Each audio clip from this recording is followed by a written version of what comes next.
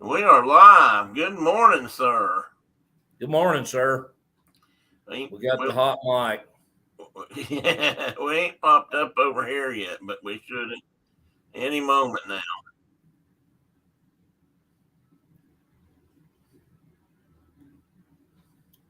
Well, I can see the comments. And now, the comments were going. I just didn't have a picture. Good morning, Mike. Good morning, Tina. Good morning, Francisco. I hope you're having a great day.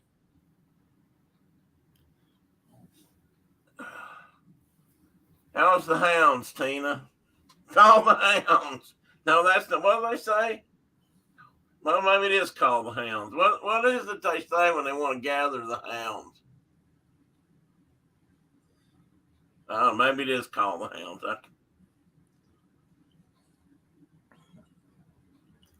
I thought you were going to talk about putting fires out and calling the dogs. I haven't got to that one yet. We'll save that one till the end. Put the fire out, and yeah, call the dogs, put out the fire. That's what my uncles used to do. They'd take their hounds, they'd run coon with them, or foxes, probably coyotes. Back when I was a yonker, and they just basically what they do is set up on a ridge somewhere and build a fire and drink listen to coffee the dogs and listen to the dogs. Yep, sip a little jar. I'm sure. They didn't talk about that much. I'm sure they did. And then they would call in the dogs and go home. And every once in a while lose one until I don't know until radio trackers came along. They probably still lose some, but so Tina, if you need to go coon hunting, I'm sure we can come up with enough directions and instructions. You can find you a hilltop, build you a fire, and get up there where you can hear them sing. And you can sit there by the fire and say, "Oh, that's Blue down there. I hear him." There's old Blue. He's got a yodel mouth. Oh, they're trees. They're trees. Got one tree. That are my dog. No, that's my dog. That's Blue. That's the land. She's choppy. Danny grabbed a piece of clothing I desperately need, so I'm a bit scary. Oh, you're a bit scary right now. I'm going to assume you're a bit scary to the dogs. Oh, Brett, hang on just a minute. I forgot to shut my door.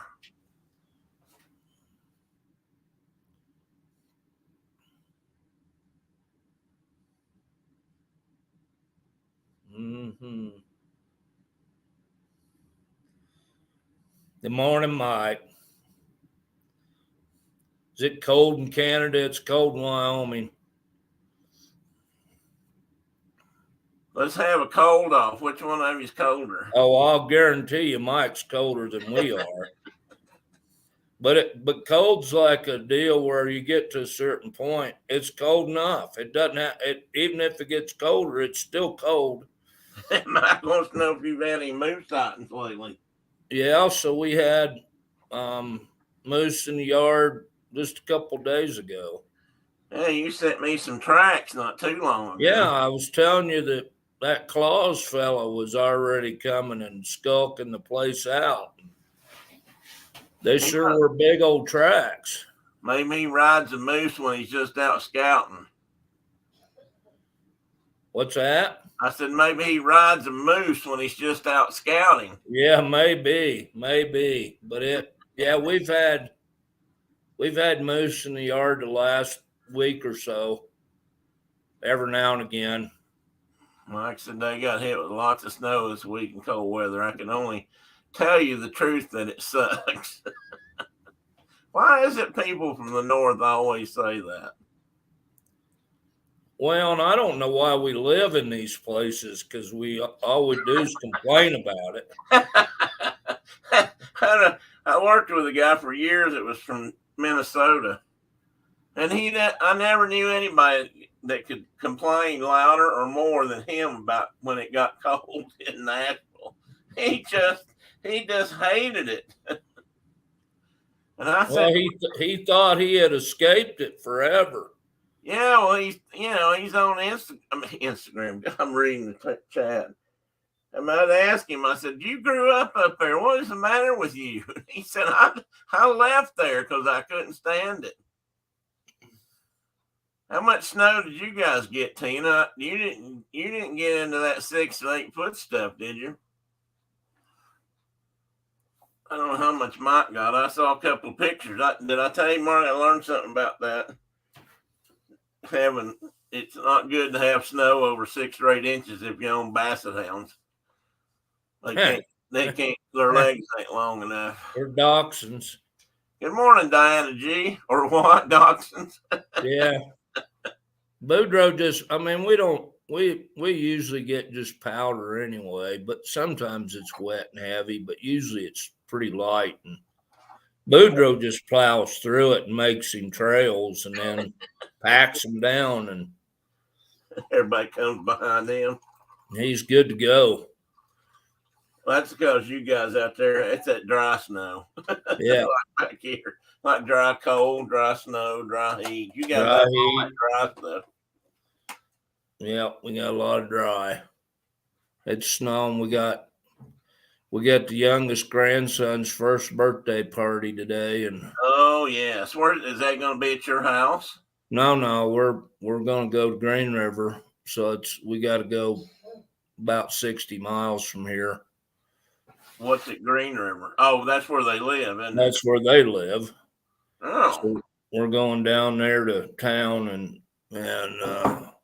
it's just snowing like the sun's shining bright and blue, and it's snowing like crazy right now. look here, Mike and Diana. I keep a box here now just for you guys.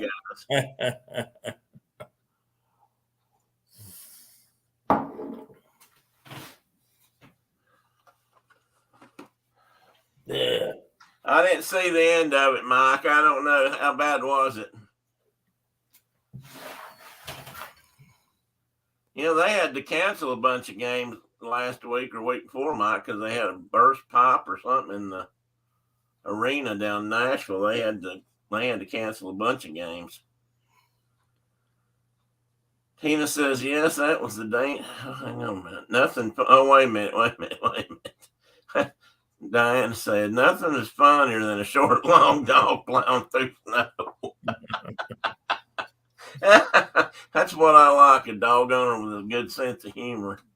They look like a mink or some kind of weasel or a otter or something going through the snow.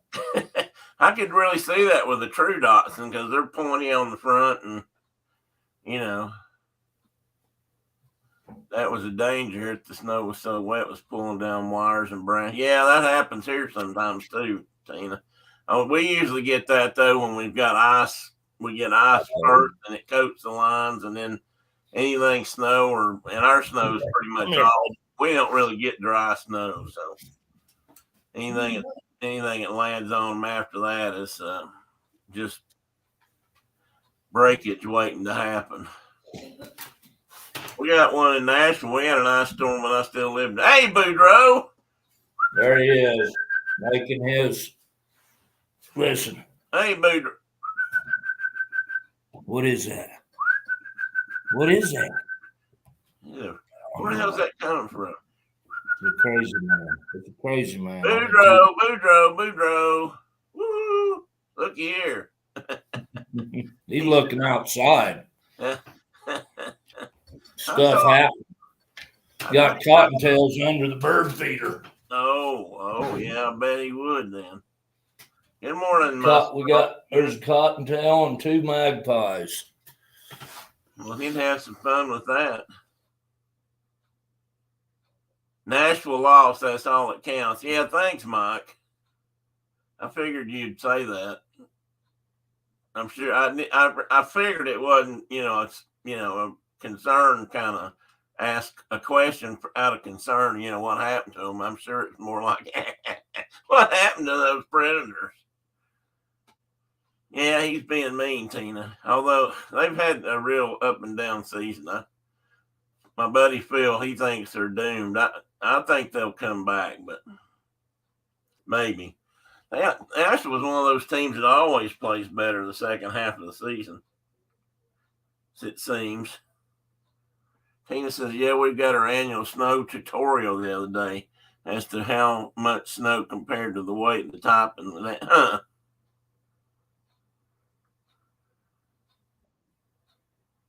He is. Brenda, how do you know this? We heard a rumor that our neighborhood cat, Reggie, had showed up with a broken leg the other day. Now he's back. Well, did they not do anything for him at all? You should have told me more about this before the show. If you knew. I haven't looked at my text. She probably texted me too. That's not good. I wonder if we could take a collection up and see if we can get that fixed. He might end up being a tripod. Teddy, would you consider letting Reggie live here if he has to have his leg cut off? Mm-hmm. We can't let him run around. You had a phone call. Was she really upset?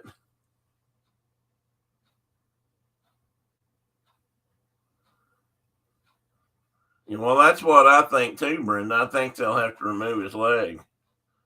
And I don't think he should be outside. Obviously, his owner's family don't give a rat's, pardon me, ladies and gentlemen, a rat's ass about him because they've got him back, let him back out with a broken leg. That tells me right there they don't plan on doing anything.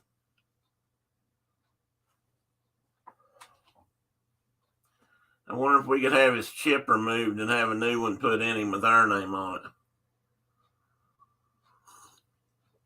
Or somebody's name on it.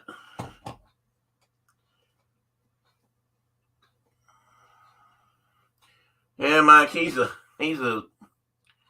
don't like cats. I don't like cats that run around. I won't call him a feral cat. He's too tame, but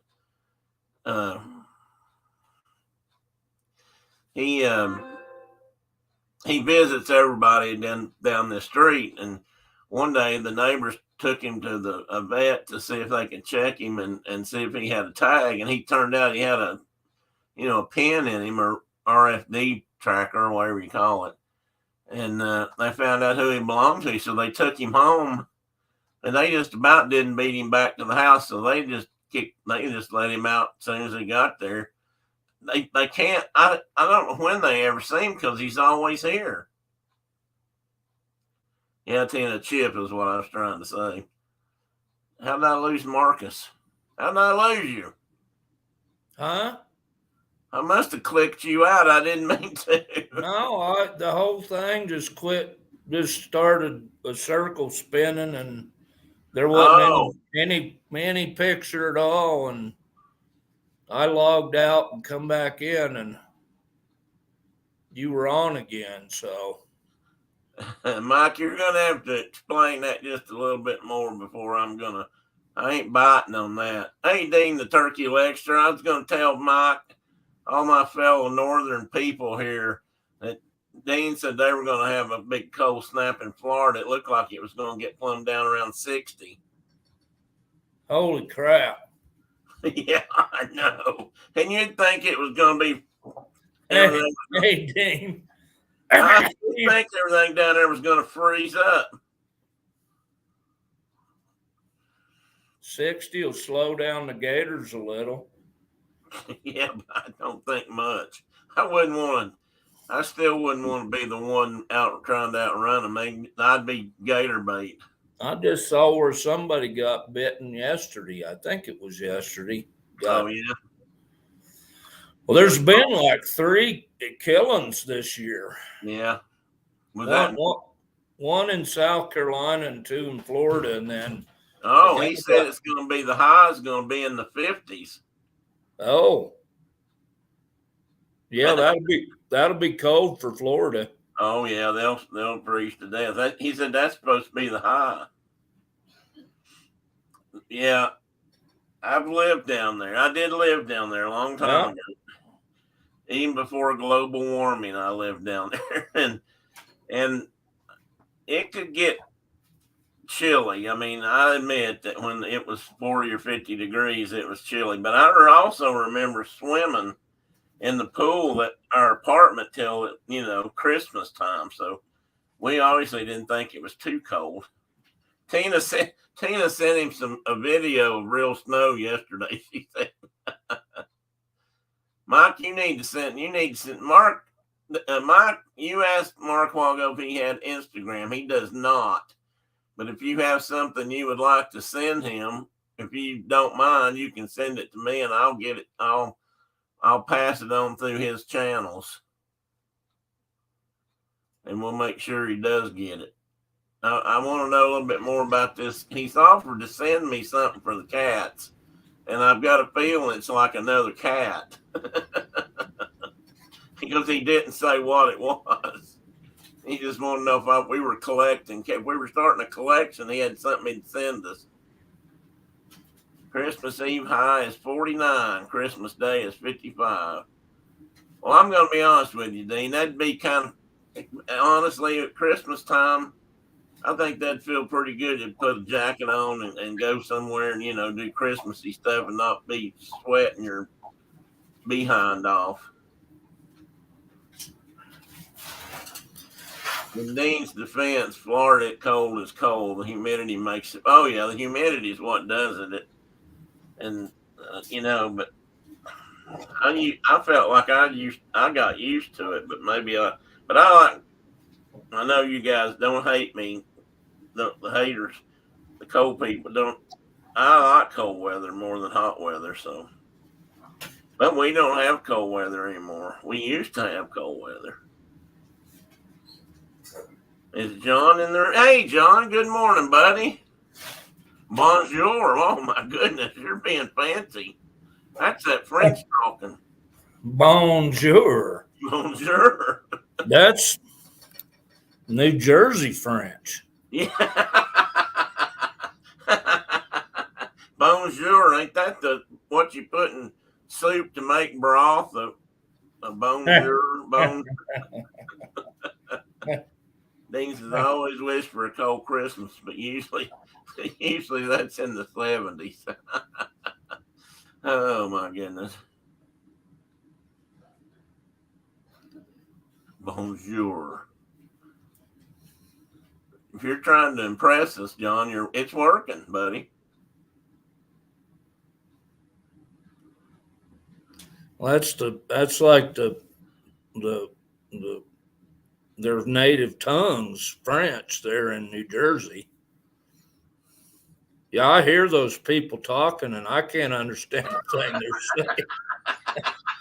So it must be French. It's got to be French. You might be right. I never thought of that. Maybe that's why I can't understand them. Especially the women up there. I can't understand a word they're saying. That's correct spelling, Dean. I can't hear close. That fast.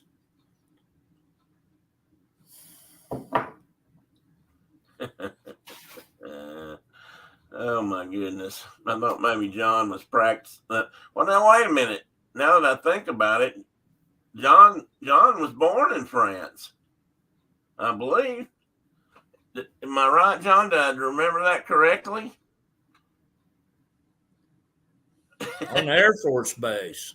Tina says you need a Central New Yorker to interpret.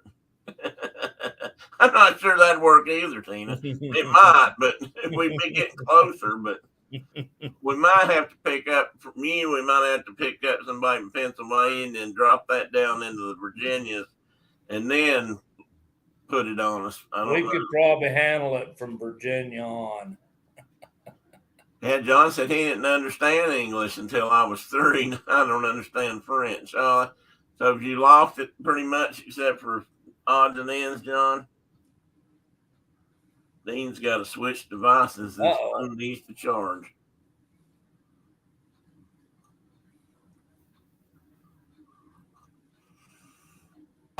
On hay. He was born at rotisserie in the hay field or something. Rotisserie on hay. AFB must be. Air Force Base. Oh, I know, but I was trying to make up something funny. Oh. A French barbecue in France. A rotisserie en haie is a French barbecue.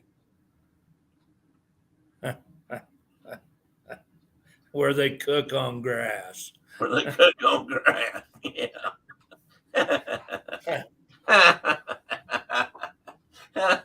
Yummy. They put in a big hay bale and slow roast. Yeah. Oh.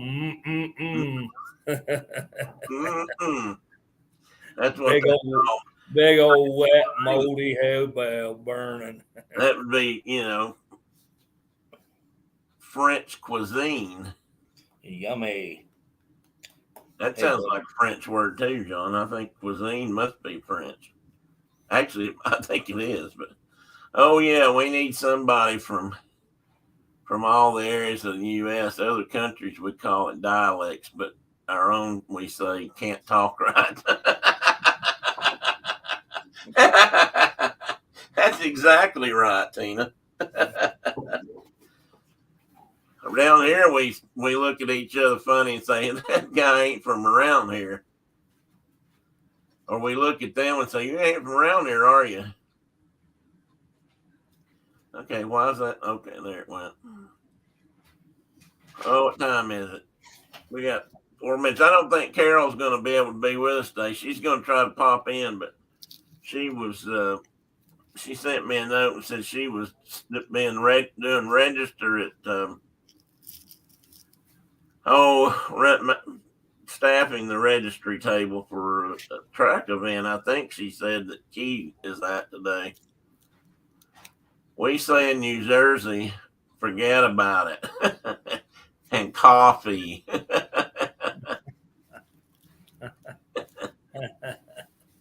Forget about it. Forget about it. I don't know how to say it. I know there's a weird emphasis in there somewhere. Tina understood him though. All right, guys, we're going to talk about horses a little bit today. I just got in the mood. I was trying to think of some animal we hadn't really talked about much, and I thought, hey, what about horses? Mark and I were talking about horses one day yesterday, I guess. And I said, hell, that'd be a good topic. Forget about it. Forget about it.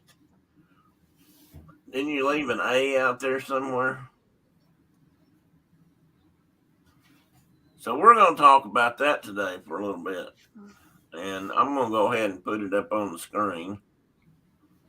Let's see if I can do this halfway right today. Probably not. You want to take this stuff? I don't think. Hey, Shauna. Good morning. Good morning. Yeah. With the you ready for a big birthday? Yeah, that's better. I'm getting that way. A little ridiculous, but it's okay. We're going to be hauling stuff to the car for hours. Well, you don't want to break the little fella's heart. He'll be all right. Don't know, Mike. I'm not sure if she might write herself a hall pass. And it says, oh boy, horses. Somewhere I've got a picture. I should look, Brenda. I had at one time a picture of me sitting on a horse with my grandpa Sensible holding the horse by the bridle or the mane or the halter or something. I forgot about that. I had a little cowboy hat on. That's probably 2, 3, or 4, maybe. Yeah, we don't have quarter horses here, John. We got 50-cent horses. Buck and a quarter horse. Buck and a quarter horse. Yeah. We got the good ones. We don't cut it off at a quarter horse. We let them. Wasn't that a Daffy Duck quarter staff comment? It's a buck and quarter staff. There's a Just squirrel. quarter, that's it. He said, I got a buck and a quarter staff. Dodge, spin, parry, thrust. Yeah, I can't show those because I'll get in trouble. Yeah, I'm probably That's not a even good supposed to be talking about them. That's That's when your bill turns straight up. Be Your what? bill goes brrr. Yeah, but it folds in the middle when it does that. Dodge, spin, parry, thrust. Dodge. Yeah, what he said. Okay, front slide. Here we go. Everybody grab a hold. Okay, so that brings a question to my mind. How did a quarter horse get that name? Well, we'll get there in just a minute, Tina, and we'll talk about that a little bit. This picture's probably been photoshopped at an odd angle, but that's a big Belgian draft. And compared to that person, it looks really huge, but they're damn near that big. I just threw that. Honestly, that picture is on there because sometime after I went to bed and got up this morning, the little PowerPoint fairies got in here and screwed up my slides, and I started all over again this morning because they erased everything I had put on there yesterday. Which I don't understand how that happens when I have auto save. You need a new computer, buddy. Sounds like there's something. You got a virus or something. Yeah, I do need a new computer. Wow, that's a big old workhorse. Yeah, it is. But they are the biggest. That's probably exaggerated by the angle, but they're pretty big. I got a couple more pictures here in a minute. Well, that person that's lunging it is way back toward the fence, away from that horse. Yeah, that's why it looks. I mean, that's why it's an exaggerated. If you noticed But this, they are ginormous anyway. Yeah, I don't know if anybody noticed this or not. I put in horse breeds of the world, and then I crossed that out and put the new world. And I did that on purpose because I thought you would appreciate that. That is, what was that, Teddy? That just looks like something, the Little Rascals would do or something. Only they probably would have brought it down the side of the page. So anyhow, I don't see what you're talking about. It says Saturday Morning Shine. Oh, I got it. Horse breeds of the world, and I got that X crossed out. And I wish I could have X'd it, but I just crossed it out. And I did that on purpose because I just wanted it to look like I'd had some other new thought. But if it'd been the Little Rascals, they probably would have run it down the side, that old plan ahead sign thing that used to hang in every office. Please consider hitting the like button. You guys probably already have. And I know you're all subscribing, elsewise you wouldn't be in here. And leave a comment. Apparently that makes YouTube think we're doing something fun here. Or not, but, if you do, I'll be grateful. Okay, Mark, know what my name means today? We haven't discussed my name. I was figuring Justin Morgan, but you picked right up on that, buddy. Maybe that ain't true. But oh, that is true. That's exactly why I put it on there. How many people have seen the Justin Morgan Had a Horse Disney movie? I have 2 copies of it. Oh, do you? I have one. I have it on DVD. I don't think I've got it on VHS. I might. No, I got 2 DVDs. I ordered it one time. They sent me 2. Oh my! I felt privileged. Don't ever look a gift fish in the face unless it's a really ugly fish. Well, I thought I'd go back here the early days, even before John Wayne tamed the horse and won the West. because I'm pretty sure he did it. I've seen him in black and white. So he goes way back. But I just put these in there as kind of an assortment. That one on the top right is supposed to be one of the first early horses, an actual one lay down. I don't know if they did a real skeleton to make that or not. Probably not, but then you can see some of the skeletal changes, and they're showing. It's as important because this is, I guess, and Mark can explain it better than I can probably, but what part of the evolutionary process to the horse we know today was the feet. I guess they started out with three distinct hoofs or parts of hoofs. Five. Yeah, so that I think that one down the corner there is supposed to be. Well, it could Eohippus was its name, and it was a 5-toe. It had 5 little hoof toes. Oh, okay. And then they went to 3, and then they dropped down to 1, and they never were even-toed. They're odd-toed. They're parasidactyls, so they're not. See, he knows a lot of big words. They're not like deer or cattle, or they're not ungulates in that sense. They have an even count, and they're like rhinos are also parasidactyls, even-toed or odd-toed. Well, and we look as they evolved, they finally got down to a hoof like we know them today.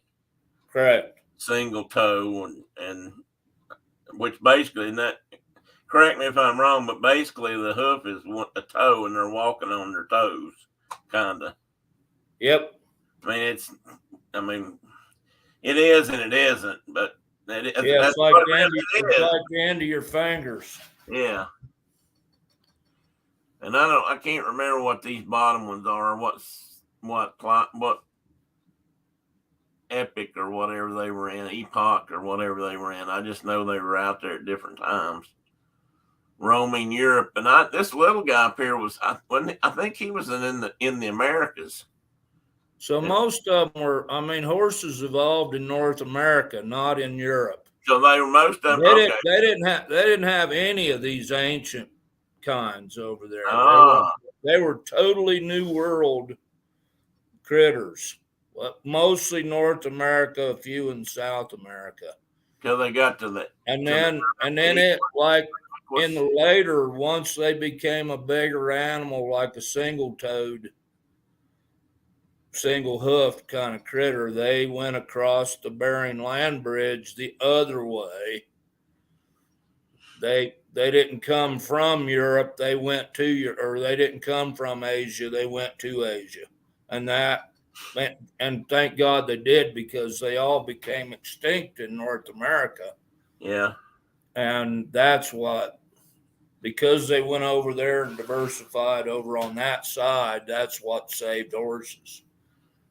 And donkeys and jackasses. Yeah, the whole bit. Mike says he hadn't seen that John Wayne movie. Well, that's because you're not an American, so you don't have to worry about it, Mike. It's a requirement. That's an American requirement for citizenship. Well, maybe he was talking about Justin Morgan. Oh, maybe he is talking about Justin Morgan. Well, say that again. You're not an American, so what would you care about an American horse? Maybe it doesn't matter. There's some plumb sporty riding in that movie. Yeah, there is. So anyway, I wanted to show that. And then we'll move on to some bigger horses. And I put down, I think this is correct, and there is an exception, but I'm going to get to that too here in a minute. What I call the heavy horses, or what some people refer to as heavy horses. And there was a whole album done by Ian Anderson's bunch. I can't think of the name. Jethro Tull, titled Heavy Horses, and I've got that album. I really like that album. Oops. But these, because they were brought over for labor, and they were fairly common in Europe because they'd been used for knights and hauling big people around for years. These big gigundous draft horses, or let's see, there's another word for them. I can't think what it is. Drafts evolved and came about, and they bred them, and they started, building horses to do those jobs. They had, some of these large horses like Clydesdales might have hauled, knights in armor because they needed something big and heavy. And they needed big, strong horses. So at the bottom of that one is one of those Belgians, like I was talking about a minute ago. And that doesn't have a good size reference, but that is a huge horse. I mean, they get very large. The one in the middle, the pair in the middle with the young lady pulling them on, those are called Shire, a Shire brace or Shire drafts. And I love these two, this match pair up here in the top. We're just listed as a Dutch draft. And I mean, man, those guys, talk about a match set now. And I have to believe they could pull quite the plow. And one thing about these horses, though, that you got to also recall is these big guys were not. They were huge and strong and could do a lot of things, but running long distances and things were not their forte. Oh, well, I know something, Mark. I have a question. I was going to ask it, and I think I forgot to put them in here. When they say, and I think some of these horses count, when they talk about warm-blooded versus hot-blooded versus, I don't know what we have here, cool-blooded. I don't know if there is such a thing, but what are they really talking about? You don't know? I don't know. Because warm bloods are a breed. Yeah, they are, but it's also. But I never heard them like split out, warm blood, cold blood. Well, I don't know about the cold blood part. I just know I was reading something recently, and that wasn't even this past week. It was a while back, and they were talking about breeding horses, and they were saying some horse breeds didn't match up or wouldn't match up well because one was a warm blood, one wasn't. And I even saw a reference to a hot blood last night when I was reading. Yeah, I don't know I don't know what that means. I'm confused. I don't know. But anyway, those three there, and then I almost forgot these guys. This pair at the top and the one here on the right is those are Percherons. And I think Disney uses Percherons to pull their wagons and stuff, I believe. The Budweiser, I didn't put well, that could be the Budweiser horses down there in the lower corner. And as big as they are, they're compared to some of these guys, they're small. Well, not small, but not nearly as big.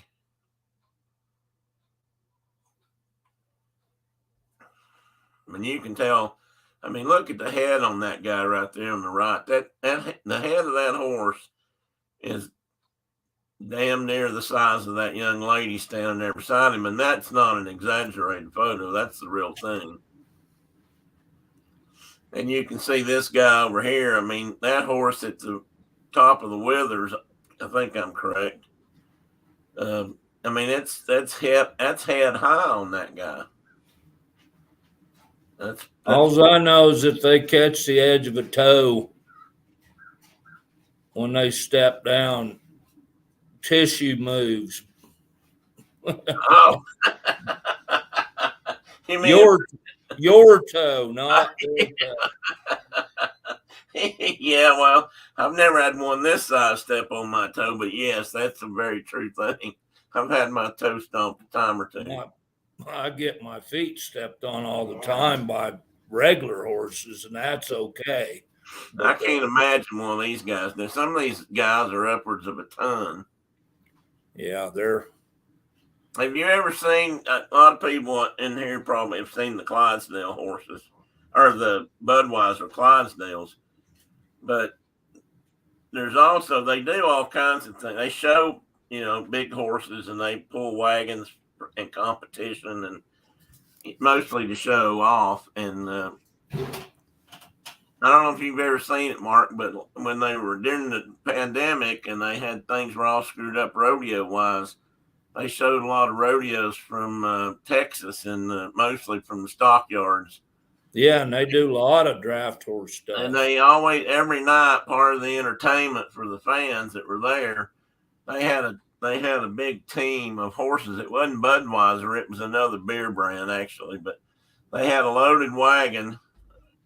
And I don't remember all the details. And they had a team of horses, I believe 6. Could have been 8, but I believe it was 6. And that guy would, run them around the ring and just show them off, and they'd talk about them. But then they would show how the wagons worked, how the tongue was built for tight turns to back them into. They had to back them up to loading ramps just like a truck. Yeah, they were a bread company. Well, it could have been that too.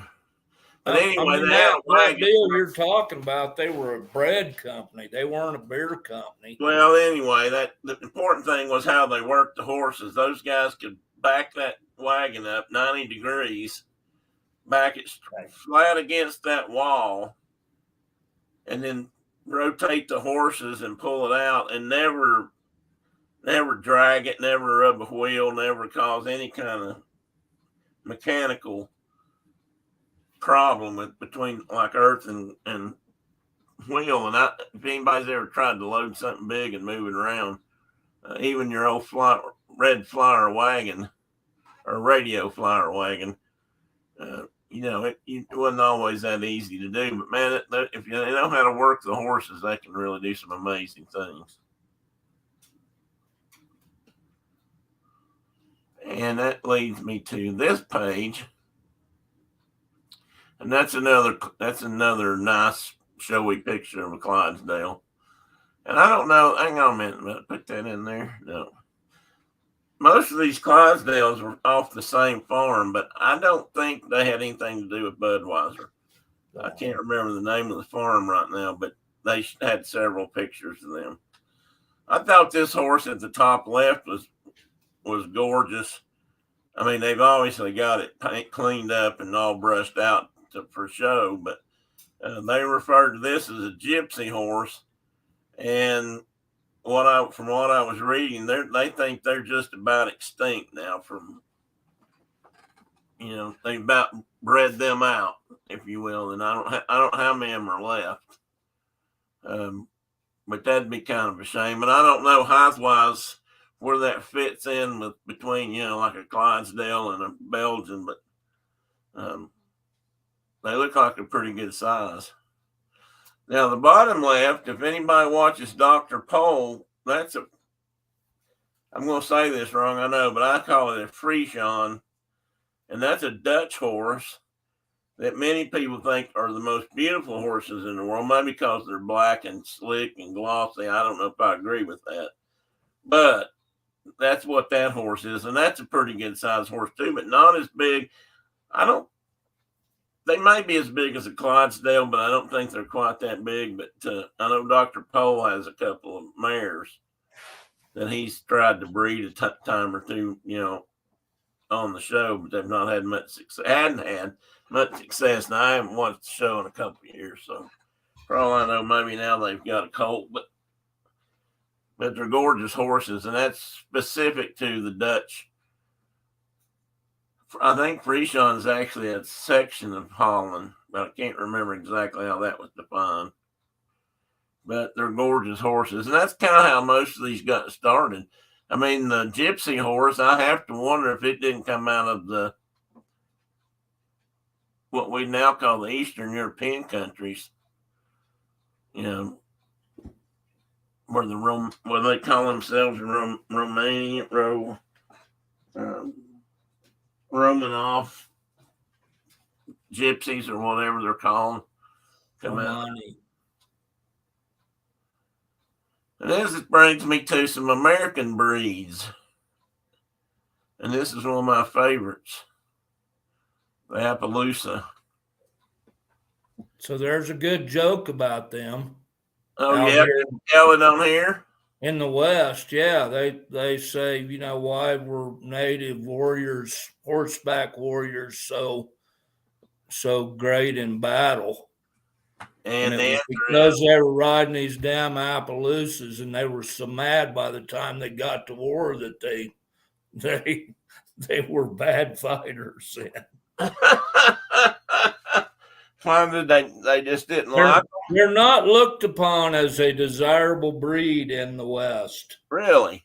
Yeah, and that we raised them for years, and I had a little stud POA, Ponies of the Americas, that was looked just like that little leopard app there on the.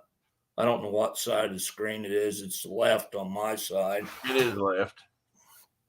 and he tried to kill me, and he tried to kill my uncle. He was a nasty little knot-headed little devil. Well, I wonder why the Nez Perce valued them so highly then. I mean, and they're given a lot of credit for being one of the first. Well, they invented them. Yeah, They started it. And they kind of perfected breeding horses, at least at their level. They weeded out the herds and got their best animals and created these horses. And I don't know.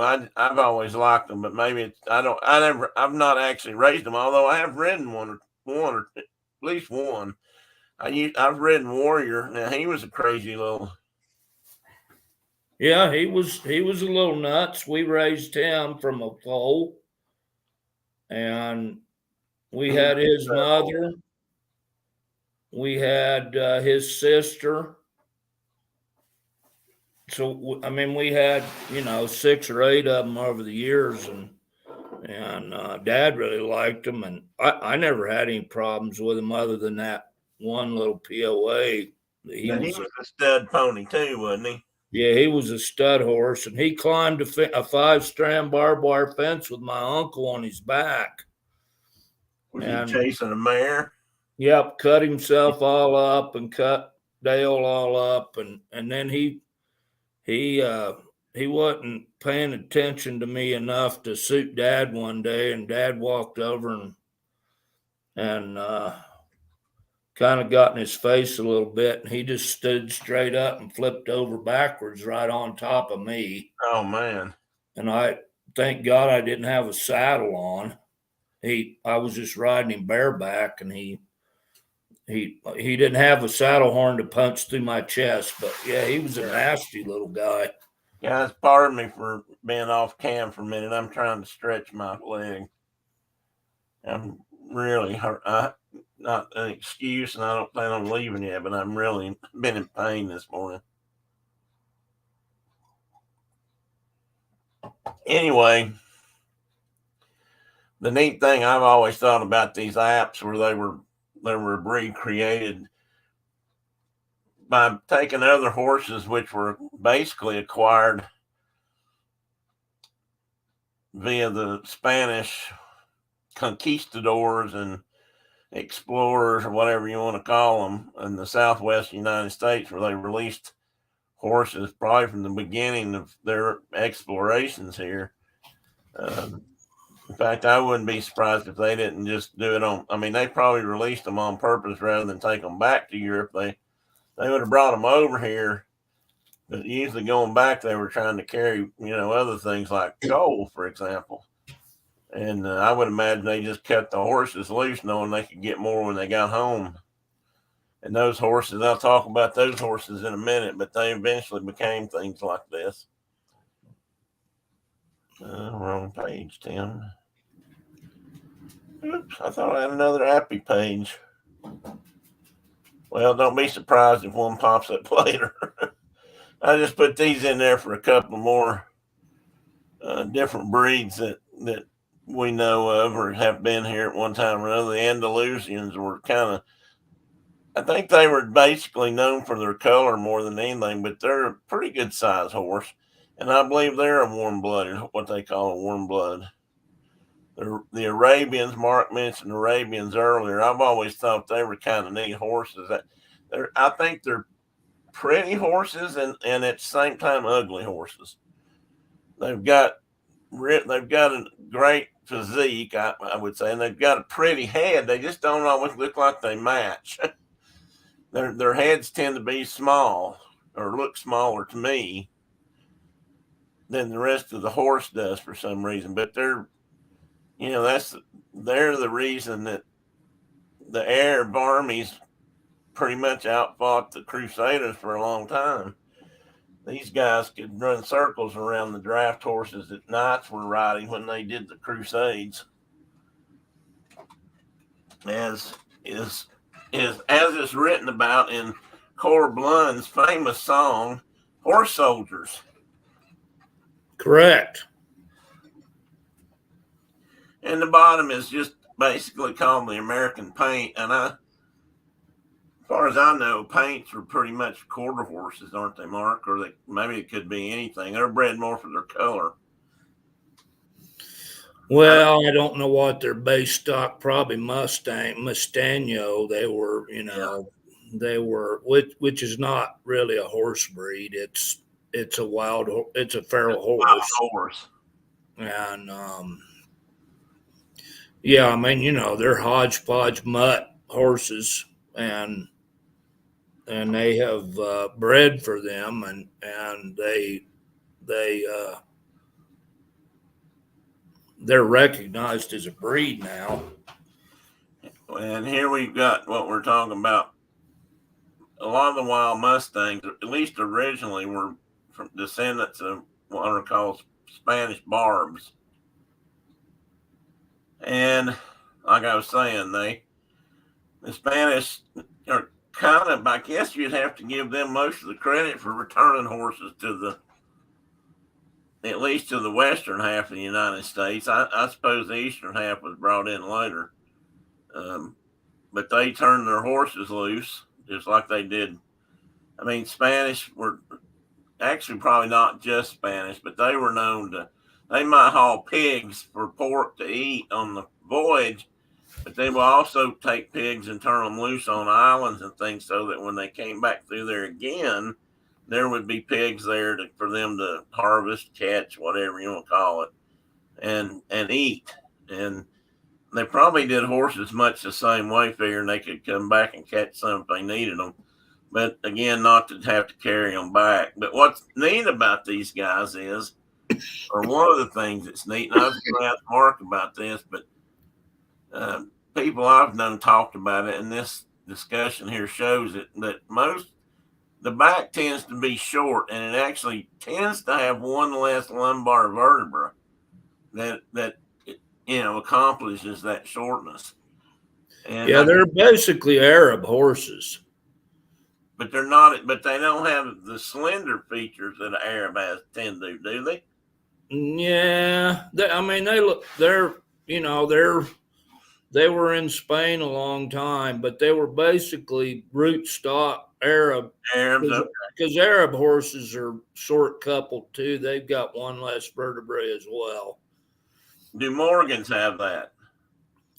Well, maybe on some of them.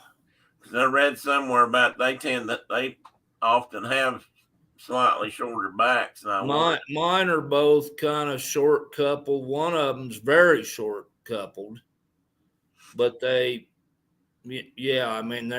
tend to be a little shorter in the back, but not to the extent of an Arab or a Barb. I missed this, Tina, and I apologize. She wanted to know if they were honoring. I think she's talking about the Appaloosas. Well, any of them can be that way. Yeah, any horse can be honoring, but stud horses tend to be really.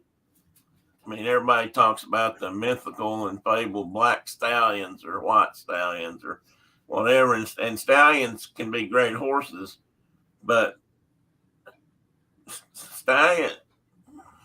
How should I say this? Much like young men, stallions think with other parts of their body at times, and they are nuts when they smell a mare and heat in the area. They just go crazy. Mark was talking about having a pony.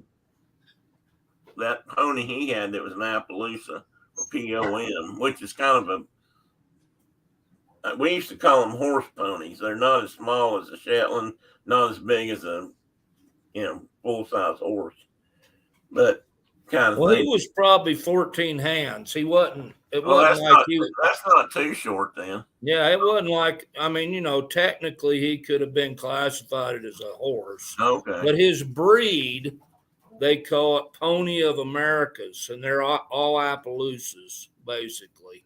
They're just a little smaller, but yeah, he was nuts. He was nuts every day, not just part of the time. Well, we'll get to this in a minute too, but my uncle raised horses and he was, hey buddy, what's the matter? Come on up here. You want to come up and say hi? Come on.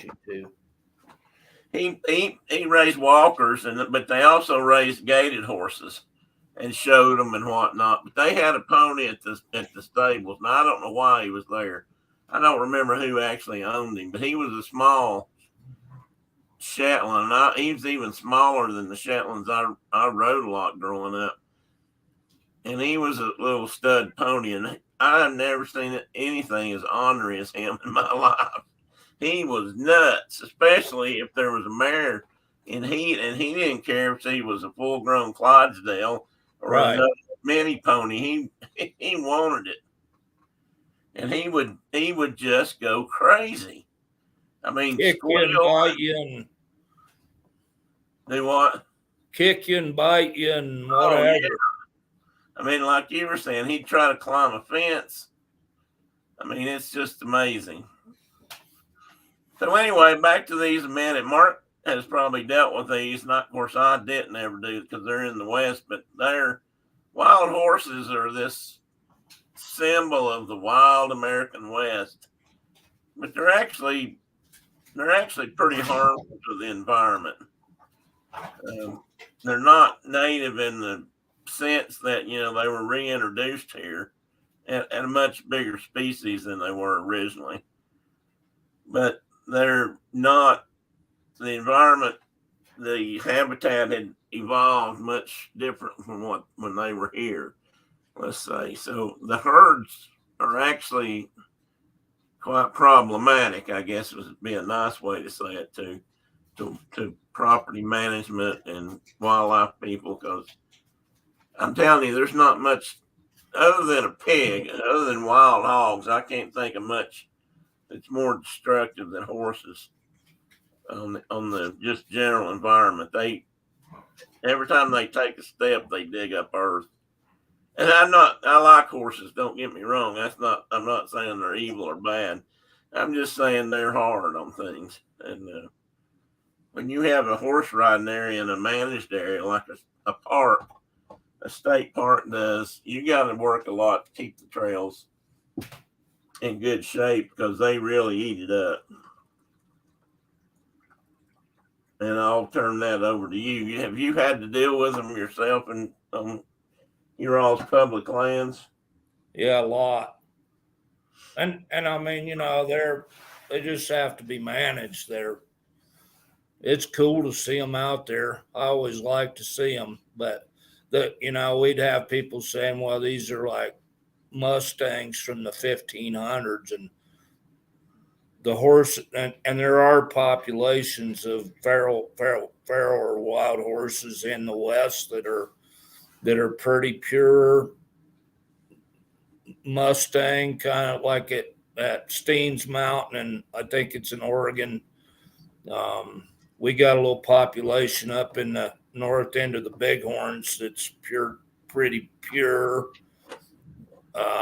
But most of our wild horses here in my part of the state most of them originated in about 1940. When the boys all went to war, the ranches turned their extra stock out because they couldn't take care of it. Yeah. And they weren't needed. And a lot of these horses out here are half drafts. They got draft horse in them. They got, who knows what. And you'll see you'll see, people like, oh, look at the beautiful Mustangs, and you'll see a horse running around out there with a halter on. Yeah. And because people get tired of having a horse and they just go and turn them loose. Just like letting your dogs out. And it's just like, and as long as their numbers are in some way managed, then they have a reasonable impact. But if they're just allowed to grow unchecked, then that's when the problems start. And we go through these periods where wild horse advocates kind of get in power, and you can't touch them. They're sacred spirits of the plains that have always been here since time began. And then you get, other times where like people that are maybe making a living, livestock folks that are more in power, and they'll reduce, and numbers get reduced through adoption. But the BLM's full up right now. All their holding facilities they've got way too many horses and limited options. People just don't want them. All right.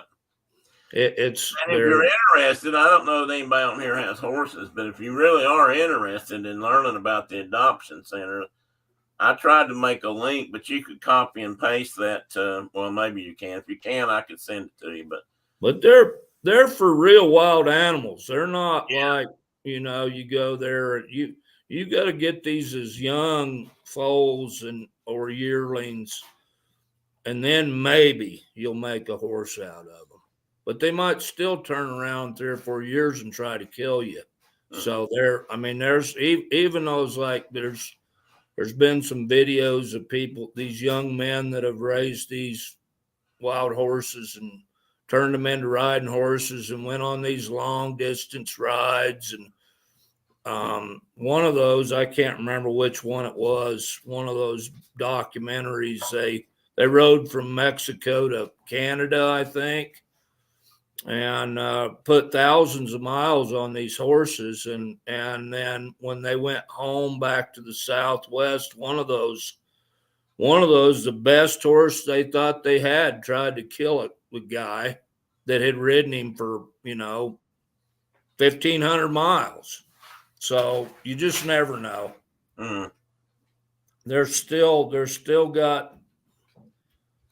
kind of consider themselves wild animals. So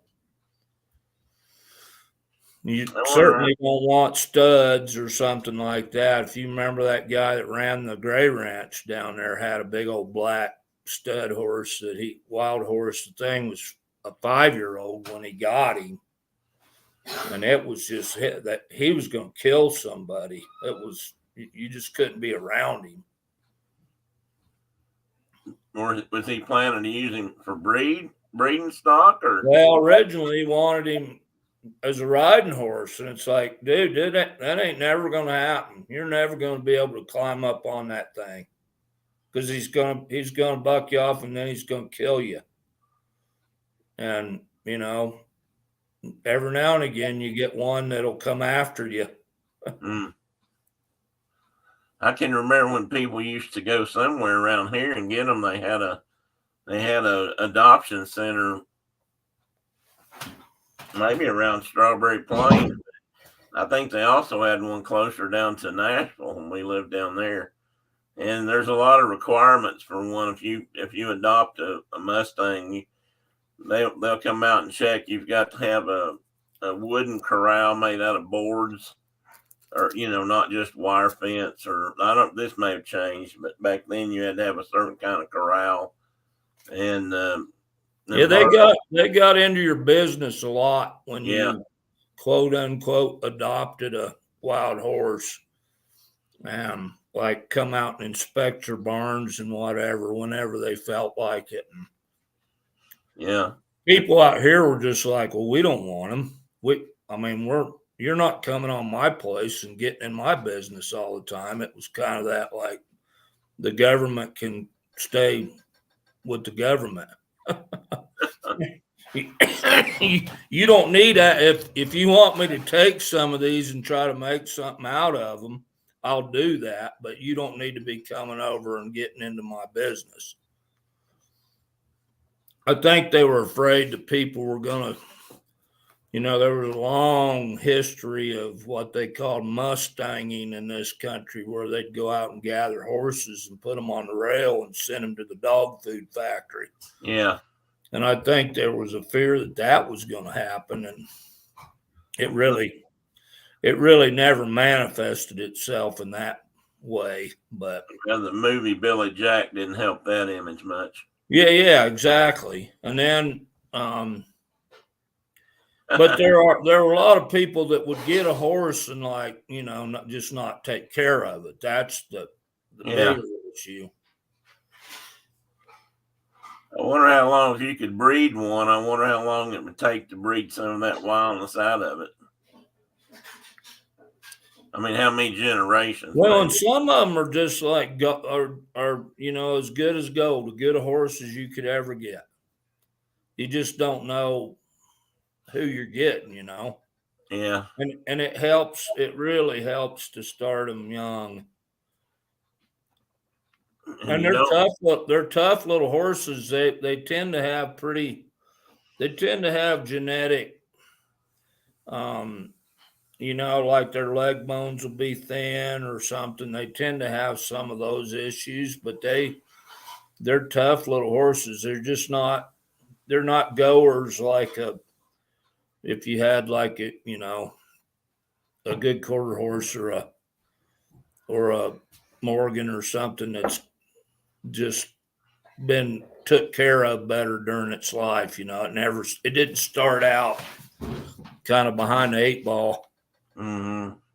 Mike says he's more of a Roadrunner guy than a Mustang guy.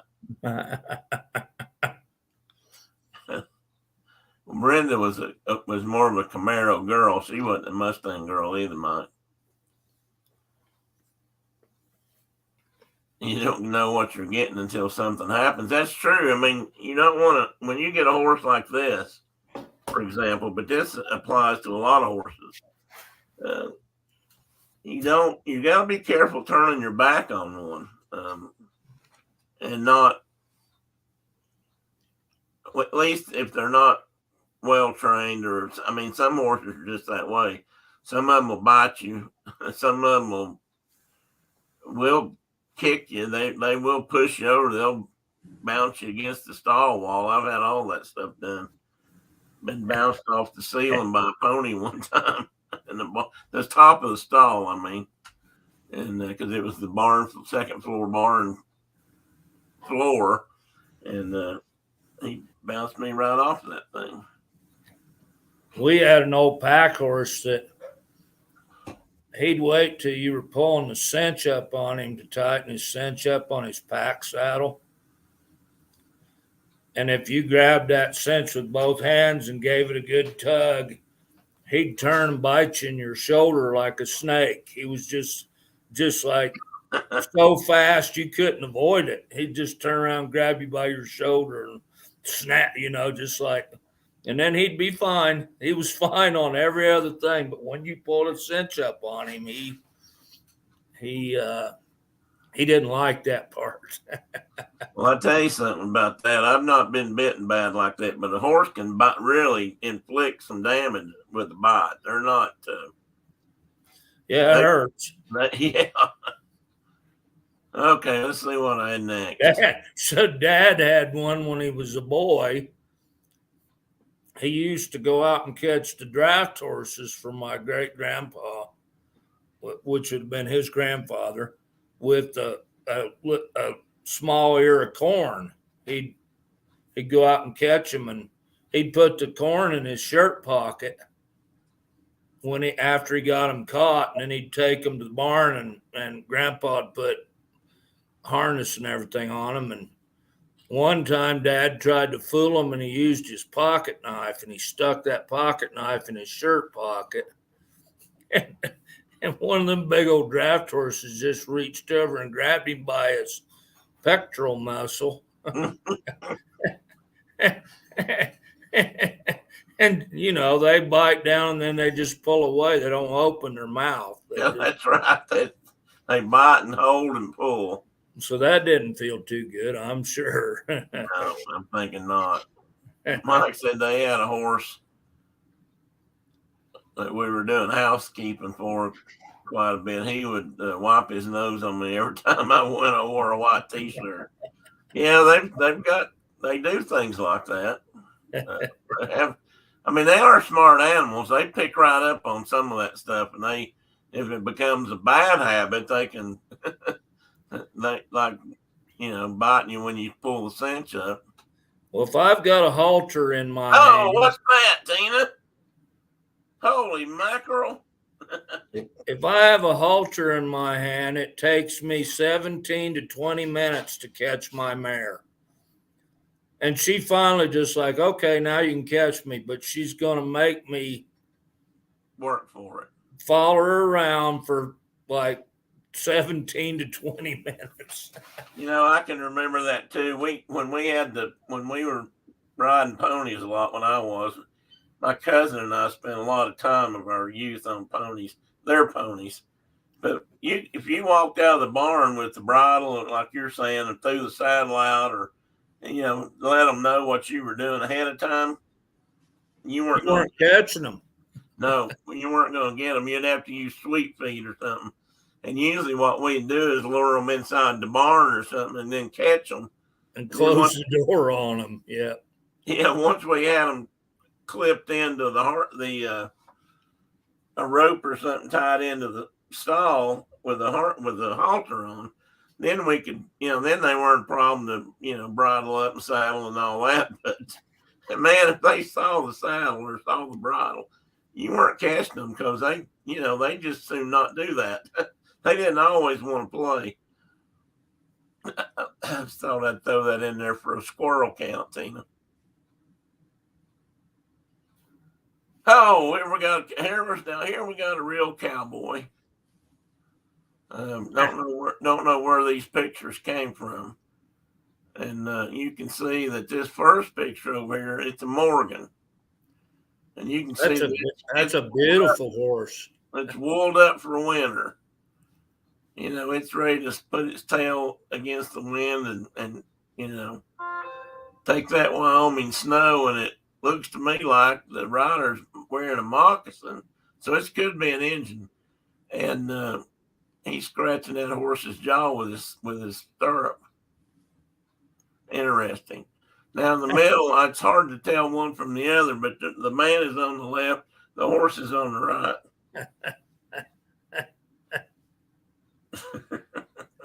That's sure a good looking horse. Sure is. It's a good looking horse. One of these things is not like the other. One of these things just isn't the same. And this one over here is doing duty it's the same horse. It's doing duty as a cow horse because that's what they're doing out on the run. What's Diana say? I have to sneak out. Have a wonderful day. Bye, Diana. You have a good day too. So that guy looks familiar. I think I've seen him before. And yes, it's a good looking horse. That's Mark's horse. Don't tell me. I can always remember the other one. This one I always struggle. Well, when she's dappled up, she's a smoky buckskin, and when she's all dappled up, she looks like a honeycomb. Honeycomb, that's it. Yeah. And then he's got another mare. This is a mare. He's got another mare named Bobby Socks because she looks like she's wearing a pair of Bobby Socks. And she is with foal right now, or gravid, as we say in the sciences. And she's gravid, a gravid female. Yeah, gravid female.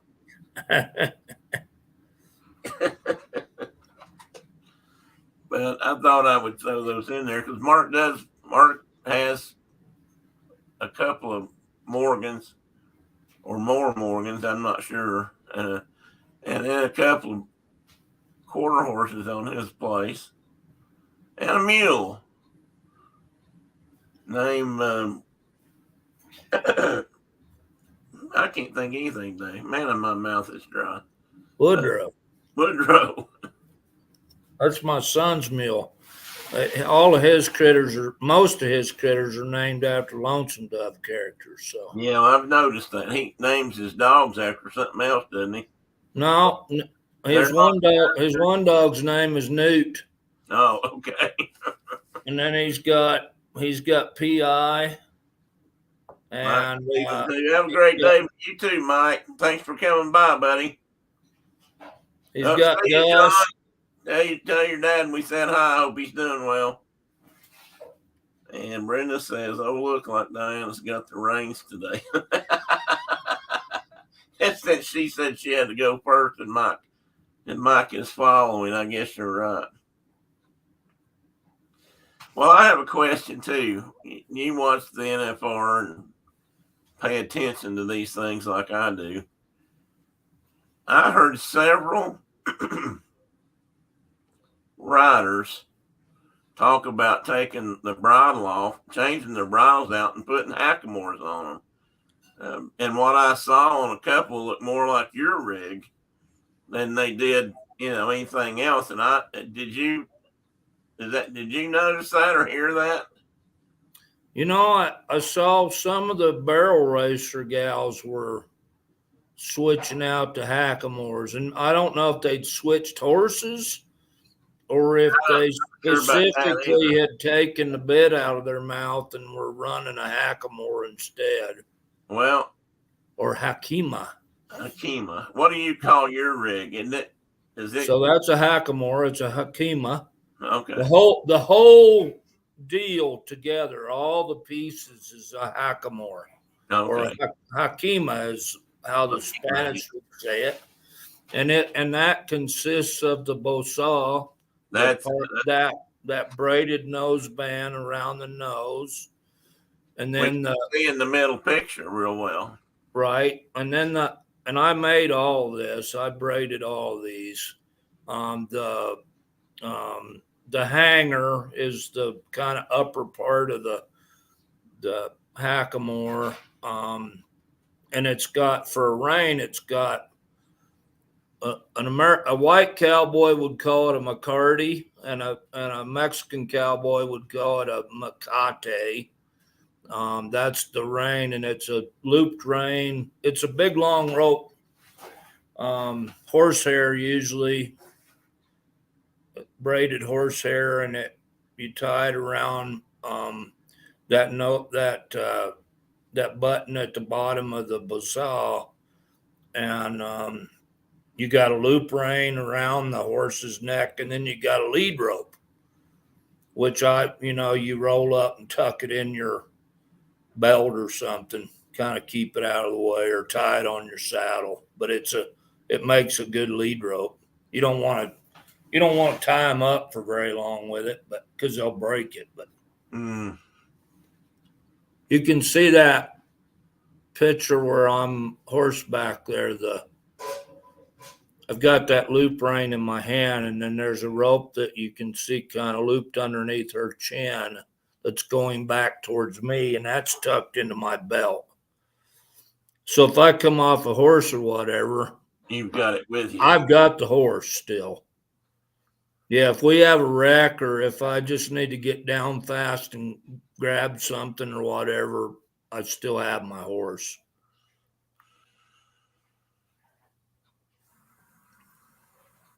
And you can see that. I can see it better now too on that picture, now that I kind of know how that one works. I see your other rein now. I see it over there, because I was going to ask you if that was the other side of the rein hanging down, but that's the lead rope. Yeah, that's the lead rope part. Okay. So you can't see the left rein on that loop rein. Well, and this it right here. It's dark, and that's it's right there. Yep. They're even, and then the lead part of the Macati is hanging below her neck there. I find it fascinating because I grew up just around when we had hackamores, but we didn't usually ride with them. Most everybody rode with a bit. And since you started telling me about this and I've started paying attention to it, I've seen this on more horses. And I think you told me that a lot of the cowboys out your way use them. Well, so Some of it's a training. So if you're truly into like kind of vaquero, the vaqueros were the first cowboys. They were the first cowboys, Mhm. and they're masters at their craft, and they were master horsemen. And they would start a young horse maybe in a snaffle bit, something pretty gentle, and then they'll move maybe to a hackamore and they'll run a hackamore on that horse for as its mouth is maturing. They're running that hackamore and they don't have a bit in the mouth. And then they'll move to what's called a bozalita, a smaller bosal, smaller diameter, but they'll run a bit like a grazer bit with that bozalita. And maybe and they might have a 2-rein outfit where they've got 2 reins on each side, and they're just training that horse on, okay, if I do this with the bozal, I'm also doing this with the bit, and it just kind of trains them. And then eventually they put them into a spade bit at the end, which are these big ugly bits that you think are really hard on the horse. But by the time a horse is straight up in the bit or straight up in the bridle, they call it, they're so well trained. The old cowboys used to, just to show off, they would tie their rein to a little cigarette string. Those tobacco pouch strings they used to have, little thin, tiny little cotton string. Yeah. They would tie that to their bit, and they'd tie the other end of their rein. And if they were showing off for folks, they would show how they could ride that horse with that. And you basically couldn't even touch the bit or you'd break that little string. So they were just riding by feel and by using their feet. And master horsemen, spinning those horses. It's just wonderful to watch those guys work. Yeah, I've seen some of them perform in a arena and stuff. I've never seen them work the horse. I don't think. Well, I may have, but don't know for sure. But and that the California cowboy, the vaquero, and California, Nevada, and that part of the world, those guys, they did everything horseback. Some of the rest of the West, they used horses a lot, but they did a lot of work afoot too. But in that part of the world, like, those guys never got down ever. and that, they wore those big, round, beautiful spurs but it was all for show. It was totally all for show. And they spent all day playing with their horse, watching cows and playing with their horse. And they became very good at it. They became and there's still lots of them left, and they're still doing it. And here's a couple more pictures of Morgans, and they are gorgeous horses. And if you see one of these that doesn't look like a Morgan, you can point it out. They were listed as Morgans. And I pull these off. Other than your Morgans, I pull these offline. But I like, would you call that would be, the right one would be a bay or not? That's a bay horse. So the original Morgans were all bays or blacks or, dark brown bays. Right. And then they got the little monkey in the woodpile, for lack of a better term. They were adding maybe some, especially in the West, maybe a Mustang got in every now and again or something. And it created some color in Morgans that traditionally didn't have any color. They were bay horses or black horses. You didn't even have many sorrels, which is a light mane and tail. But now you can get it, like mine is called a smoky buckskin, They got that top one there's kind of a palomino. You got that light colored buckskin at the bottom there. They come in all colors now. There's my Honeycomb's grandpa was a Cremeo, which is a pale colored horse, and he had blue eyes. So yeah, and then there's some paints out there now, some paint colored Morgans, and they're all cool, I think. I think I can answer Tina's question, but why don't you? Because I'm gonna make sure I'm right. But I think I know the answer to that. No, it's a horse color. Yeah, it's more of a color. It can be a lot of different breeds, I guess. Yeah, I don't know if there's some in particular, but quarter horses and obviously wasn't Trigger a Palomino? Yeah. So Gene Autry's horse, or was that Roy Rogers? Well, that was Roy Rogers. Yeah, so there were a lot. Gene Autry's name. But they were Palomino's a color phase of horses. Just like buckskin. So if it's got a light mane and tail and it's that yellow colored, blonde headed horse, they'd say. The Barbie horses, those are Palominos. They're that color.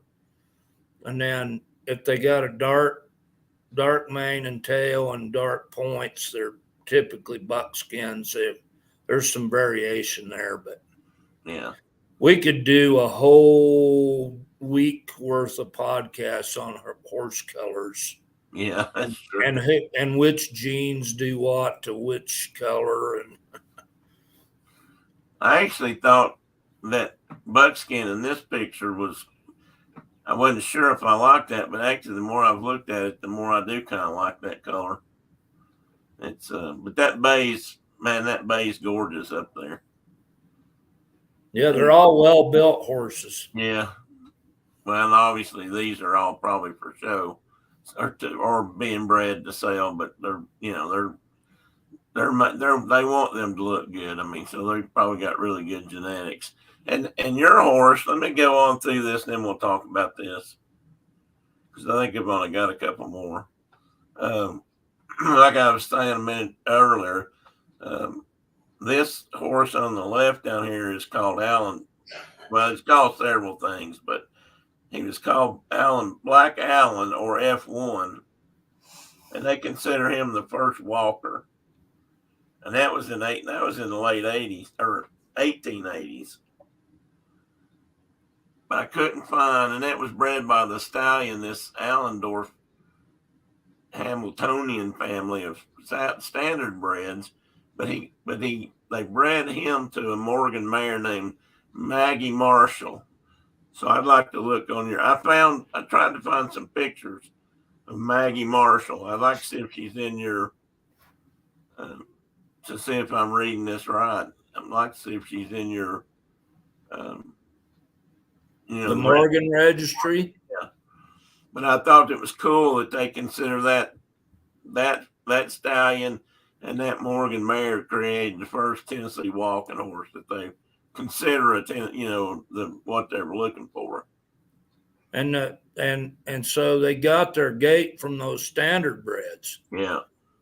And that's like Dad had that mare for a long time that was a standard bred mare. And she was so much fun to ride and so much fun to like hitch up to the little buggy and just go down the road with her. Golly, she could cover country. Yeah. Well, I've never ridden one. My uncles raced them for show. But I've always been told that they're smooth riding horses. Well, when they're in that gait and just covering country, you get them out in that flat gait, you could be sipping a cup of tea, while you were riding your horse down the road at 20 miles an hour. Yes, Tina, they can be any breed. You can have a quarter horse Palomino. I'm thinking that Trigger was probably a quarter horse. Right. and he was a Palomino. So yeah, it's a color thing, but it can be any breed. You don't. Yep. So Palominos are not Morgans. You can have a Morgan that is a Palomino, Yeah, but that doesn't mean it's a Morgan horse. but you don't see Palominos much in racehorses or thoroughbreds, but you could. I mean, if they wanted to breed for that color, I'm sure you could. And there's probably some out there make a liar out of me immediately, but you don't see them very often. And you don't see them in draft horses very often, but again, they could be. But the most famous one has got to be, Trigger. So, I mean, he was he was on TV for years, and he still stands proud out in the museum. Let's see anyway, that was considered the foundation sire for the walking horse breed, and I just thought that was really cool. And The Hamilton. a Hamiltonian. Hamiltonian and a Morgan. And these I think these, in this case, if I'm reading this correctly, when they say a Hamiltonian, that could be from an area or a farm that raised these horses and established, their own bloodline, so to speak.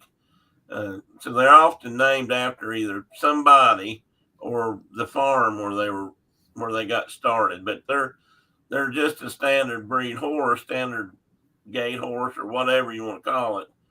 But the Hamiltonian goes back to probably their own list or registry. So I think it's interesting that they didn't come about till 1886. That's pretty late. Yeah, I thought so too. But kind of like you were talking earlier about, well, I don't know if it was just Mustangs. I think quarter horses. Well, I don't know. They've been around, I guess.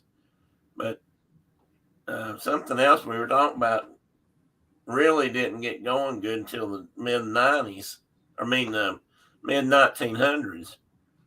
Yeah, that'd be quarter horses. I mean, they weren't really. Okay. They existed, but they didn't. Their popularity really kind of jumped up in the mid 1900s.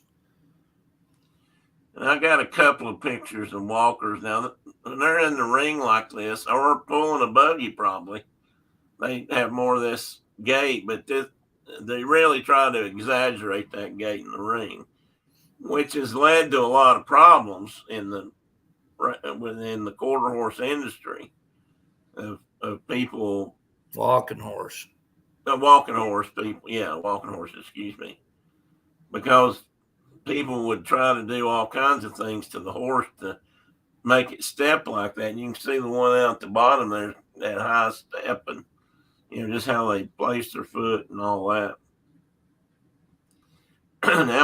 They do that naturally, but they try to exaggerate it. Yeah, these guys, that's really frowned upon, of course, now.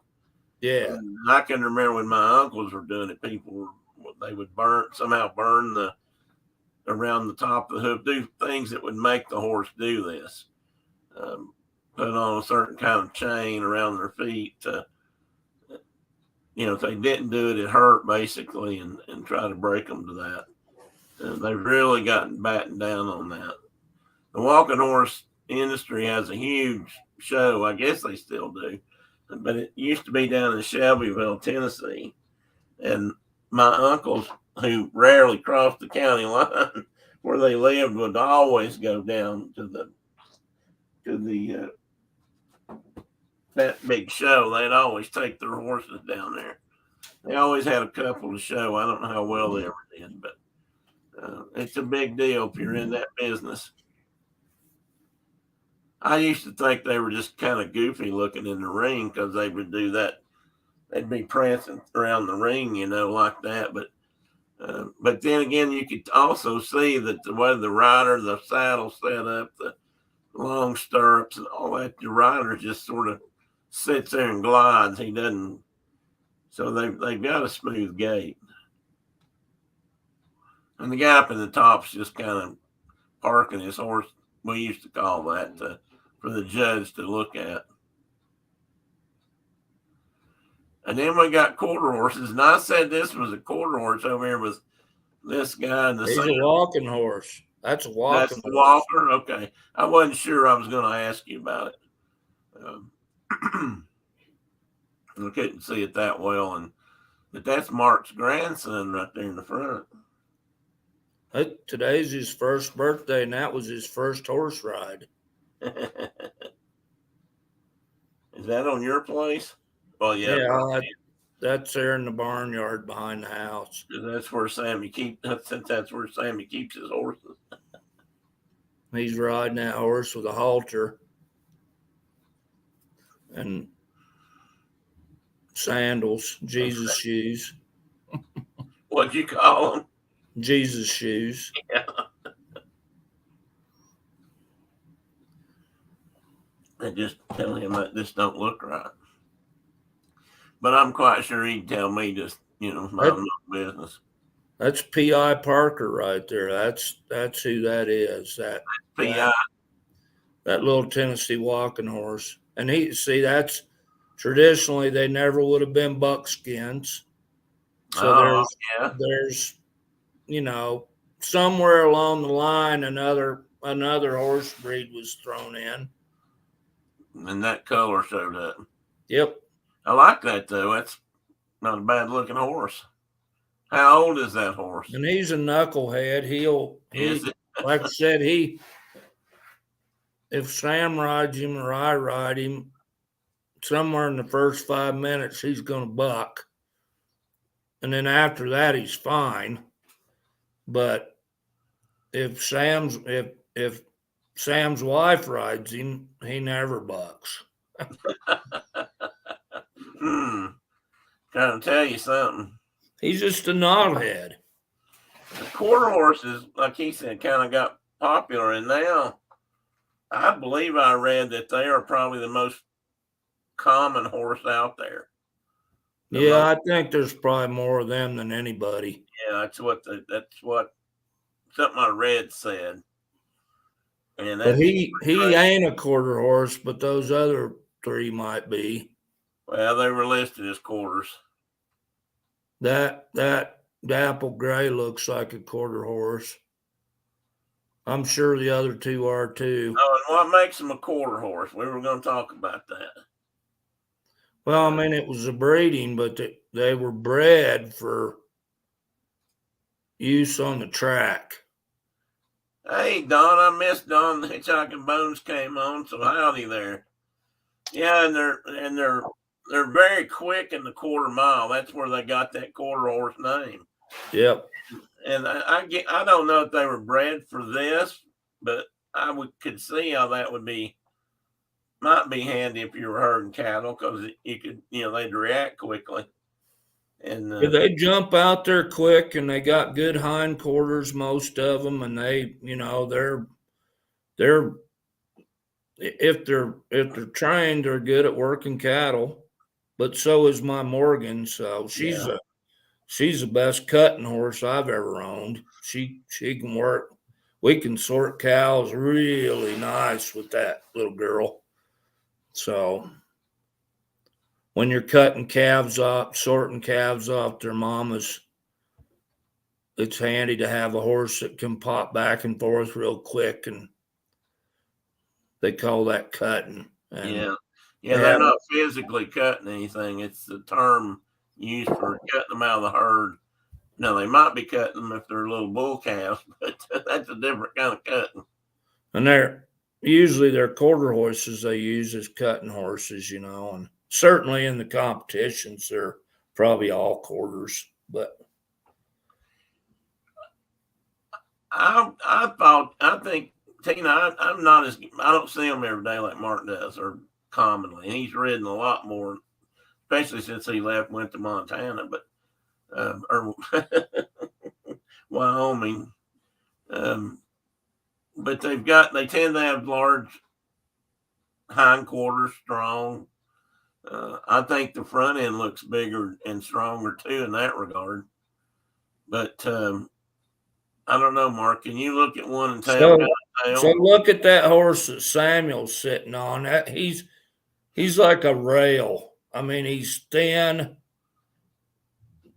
If you look at him head on, he's a real thin looking horse, which is typical of walking horses. And if he walks, if you kick him into a trot, he doesn't trot. He's gaited. He goes into that gait. Mm-hmm. And if you want to be at that speed on a quarter horse, you're going to be trotting, which is a rougher gait to ride. Will jar your brains out. It can, yeah. It can, yeah. And anyway, they're just that. Like I said, that horse that Sam's riding. If you saw him in the 1850s or something out here in the West, you'd think he was an Indian pony. He's not very tall. He's kind of a small walking horse, but he's thinner than a quarter horse. They're stockier. They tend to be stockier. They can be really fit and beautiful, but they tend to be a little stockier animal than these gaited horses. And then my Morgan, the Morgans have kind of almost like an Arab head on them, kind of a little bit of a dish face. They just look more intelligent than a quarter horse with them big old heads. And not that he's biased or anything. No. It's funny that you came on I've always wanted a Morgan horse just because of stuff I read years ago and the movie probably. But until you got into them, I didn't know anybody that even had one, or well, that I knew of. Well, Dad had two. He had one that was a pure Morgan, and he had one that was a half Morgan, half walking horse. And they were both super intelligent, really, And the cool thing about Morgans is that they've got that kind of Arab stock, so they're really good at endurance. Mm-hmm. And you can, and a lot of cowboys that I ride with, they laughed at me because she's only about 14 hands tall, so she's little. And they're like, "Oh, you got your little Indian pony with you today, and you're gonna go work cows with me all day, and I'm on my big quarter horse here." And at the end of the day, they were asking me if I could make my horse slow down because they were wore out. Their horses were worn out, and mine wasn't. And then I'd go the next day and do it all over again. And she just got amazing endurance. And they use them for these long distance endurance races, cross country kind of endurance races. And they're just, they're my favorites by far. Tina said something about looking smarter doesn't necessarily convert to being smarter. No. He's right there. I just realized that when I've got this screen like this, you can't see me and you in there, can you? Well, I see us. I do too, but we're looking in the studio screen, and I just realized I've cut us plumb out of over there. Oh. Well, I'm going to try to fix that. And here's just some other horses that are considered separate breeds, but, like a Hackney horse for pulling buggies, or a Canadian horse, and Mike and Diana are gone. Darn it. I forgot to show them they're Canadian. I don't know. Where's that horse from? Africa? Yeah, I'm not sure. I have to look that up. Mawari. And I forgot to put this one down. I wasn't sure. Actually, I wasn't sure what that was. It's an interesting looking horse, but I don't know.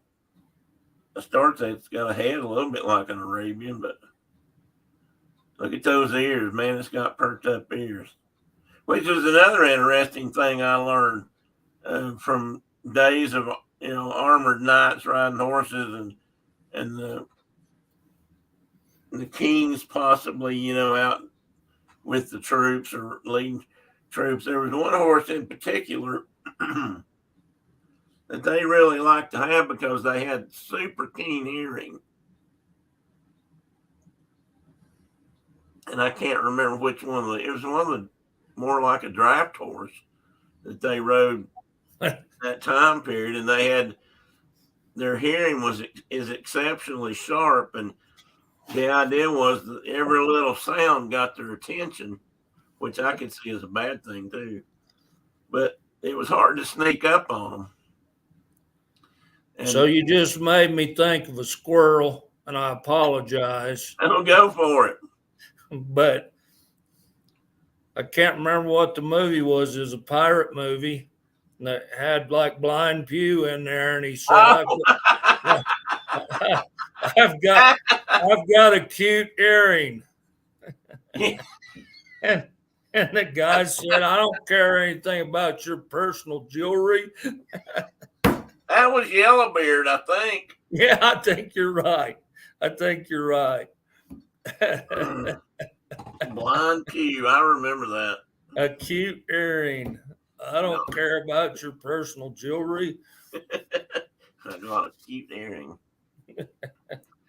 Yeah, he did. Okay, let's see. I'm about to the end here, guys. Ian wasn't here today. I just realized that. He hadn't been here for a while. Is he okay? I don't know. I need to check on him, I guess. Yep. A squirrel being planned. Is that what you said or saying? And I got this. Mark showed me this painting one day this week. It was sent to me. Well, yeah, it was sent to you and you shared it with me. And people he used to work with want to know when he posed for this. I don't know. Brenda's probably not still up. She's probably down. She hadn't felt good this week, but I need to get her opinion on who it looks like. I think it looks like a combination of Mark and his dad. Excuse me. To me, his face looks kind of like his dad, but his nose looks more like Mark's. But there's just something about how he's standing that reminds me of your dad. But I thought that horse is going to get that apple. But well, I love that painting. It's a guy named Steve Atkinson did it. I think it's called Pickpocket. I think the title of the painting is Pickpocket. Well, that makes sense. Because that pony's stealing that apple out of his. And they will do that if they get half. They will do that. I've had them try to get carrots out of my pocket or apples and just whatever else we might carry over to pocket knife. Yeah, the pocket knife. So I made this wanted poster. I should have done it. I believe it'd be last. Like guy, you think he was last seen with a partner here. And he rides a Morgan War Pony, and we think he wrestles dogs. Is that Boudreaux? That's Boudreaux Campbell. He don't look as disproportionate to me as a dachshund. I mean, he looks long, but he don't look. He's longer than normal, but he's not abnormally. Yeah. He's not like dachshund proportioned. He's in between, kind of. Yeah, that's what I was thinking. He's not a bad-looking dog from here. In that picture, he's a little blurry, but other than that, he was. It's your oldest granddaughter? Yep, that's the oldest granddaughter on Bobby Socks. There, the river's right there behind us, and back in those willows, and that. Yeah. We had just crossed the river a few times and went for a big long ride, and the dogs love going on that journey because if I go straight that way behind me, I can ride 45 miles and never cross a fence. Brenda, if you're still on, babe, don't leave yet. I got a question. You can hang on just another minute. Okay, Mark, I'm sorry. I didn't mean to interrupt. No, I just was saying that if I turn around and go across my property fence, I can go 45 miles and not hit another fence or a road or anything straight south. It all looks like it's all desert country like that, but I love it. How far is it to the top of that ridge behind you? About 4 miles. Wow. 40 miles. That's still, when you come from back east, that's still a big chunk of property to run without hitting the fence. I couldn't do that here anywhere. Unless it was down the interstate. There's no fences, there's no people, there's nothing but cows. And in the wintertime, sheep. There's a lot of antelope out there. Brenda, if you're still looking, if you're not, I'll show you later. But do you see that drawing or that painting? I hope she does too, Tina. She hasn't felt good all week, really. But anyway, keep your eye out for that bandito. Don't know if he's armed, but he could be. And I guarantee he's got a couple of knives on him there somewhere. And chinks and moccasins. Yeah, chinks and moccasins. And one more squirrel, Tina. This one, I just, it's over. It's the end. I just love those little squirrels. And in honor of Dale and Roy, I put Happy Trails. And then there used to be a guy in Jacksonville, Florida, that signed off his radio show every week by singing Happy Trails. Happy Trails. A great song. Yeah, it is. I grew up listening to that song, that's for sure.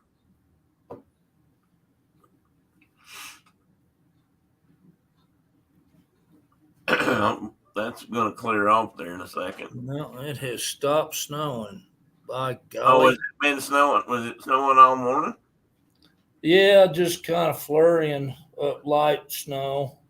But it's quit, so that'll be good. You got your new sweatshirt on, or whatever you call hoodie. What's that? You got that new jacket on, or hoodie, or whatever it is. It's rodeo time. I see that. You had that on the other day.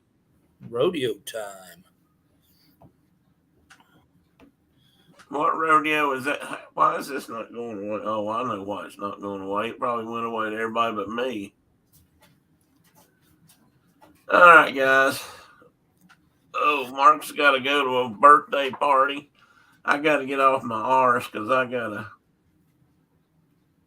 lay down for a while. So, thanks everybody for being here. Whoever's left, maybe just us and Tina, and maybe Tina's gone. I don't know, but anyway. Have a good weekend. Be safe. I'll probably be on the day before Christmas, if nothing else, just to sit around and chat.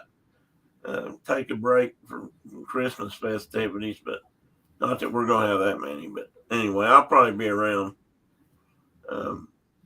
We'll just see what happens. Tina says it might be a good plan to pop intentional squirrels in every week. You only had one extra. Well, that's a thought, Tina. That might be one way to control that. I don't know. I'll have to consider that. All right, guys. Thanks, Tina. Mark, you have a Later, brother. You have a good See birthday. you guys. What? Oh, he's gone. He's out of here. It's all mine.